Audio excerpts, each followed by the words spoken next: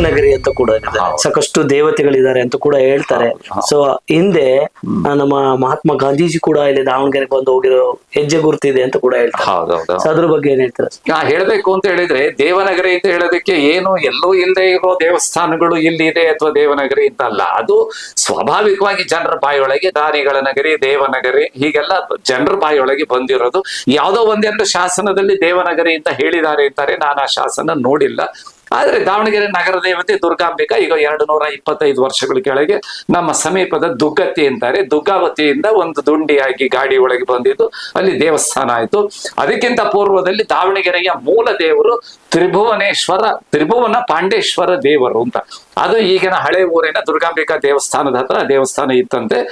ದಾವಣಗೆರೆಯನ್ನ ಕಲ್ಯಾಣ ಚಾಲುಕ್ಯರ ಸಾಮಂತರಾದ ಉಚ್ಚಂಗಿ ಪಾಂಡ್ಯರು ದಾವಣಗೆರೆಯನ್ನ ಆಳ್ತಾ ಇರುವಾಗ ಅದರಲ್ಲಿ ತ್ರಿಭುವನ ಮಲ್ಲ ಪಾಂಡ್ಯ ಬೆಳ್ತೂರನ್ನ ರಾಜಧಾನಿ ಮಾಡಿದಾಗ ಆ ಬೆಳ್ತೂರು ಸಮೀಪದ ದಾವಣಗೆರೆ ಒಳಗೆ ತ್ರಿಭುವನ ಪಾಂಡೇಶ್ವರ ದೇವಸ್ಥಾನ ಇತ್ತು ಅಂತಾರೆ.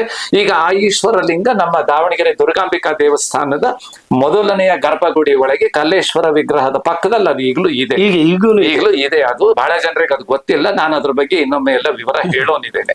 ಅದು ಮೂಲ ಇಲ್ಲಿಗೆ ದೇವರು. ಅದಾದ್ಮೇಲೆ ಪಾತಾಳ ಲಿಂಗೇಶ್ವರ, ಆಮೇಲೆ ಆಂಜನೇಯನ ದೇವಸ್ಥಾನ ಆಯ್ತು, ದುರ್ಗಾಂಬಿಕಾ ದೇವಸ್ಥಾನ ಆಯ್ತು, ಅದಾದ್ಮೇಲೆ ಹಳೆಪೇಟೆ ವೀರಭದ್ರೇಶ್ವರ ದೇವಸ್ಥಾನ ಆಯ್ತು, ಅದಾದ್ಮೇಲೆ ಕನಿಕಾ ಪರಮೇಶ್ವರಿ ದೇವಸ್ಥಾನ ಆಯ್ತು, ಶ್ರೀ ಗುರು ಶಿವಯೋಗಿ ಬಕ್ಕೇಶ್ವರರ ಒಂದು ಐಕ್ಯ ಸ್ಥಳವಾಗಿ ಅದು ದೇವಸ್ಥಾನ ಆಯ್ತು.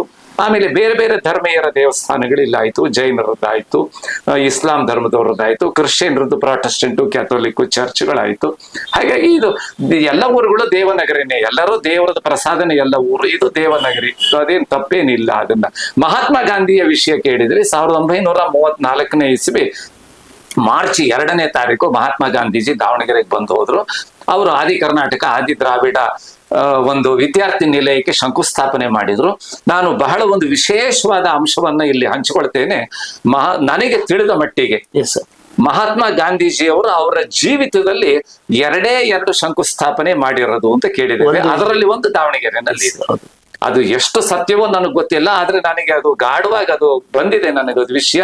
ಅದು 2 ಶಂಕುಸ್ಥಾಪನೆ ಒಳಗೆ ದಾವಣಗೆರೆನಲ್ಲೂ ಒಂದು ವಿಶೇಷ ಅಂದ್ರೆ ದಾವಣಗೆರೆಗೆ ಮಹಾತ್ಮ ಗಾಂಧೀಜಿ ಅವರು ಬಂದಾಗ ಆ 34ನೇ ಇಸ್ವಿ ಮಾರ್ಚ್ 2ನೇ ತಾರೀಕು ಅವ್ರು ಮಾಡಿದಾಗ ಅವರ ದಾವಣಗೆರೆ ವಿಸಿಟಿನ ಸಂಪೂರ್ಣ ಫೋಟೋ ತೆಗೆದಿದ್ದು ನಮ್ಮ ತಂದೆ ಭುಜಂಗರಾಯ ಶಾಸ್ತ್ರಿಗಳೇನೆ. ಅದು ಬ್ರಿಟಿಷರಿಗಾಗಿ ತೆಗೆದಿದ್ದು ಅವರಿಗೆ ಕೊಟ್ಟಿದ್ರು ಅದನ್ನ. ಅದು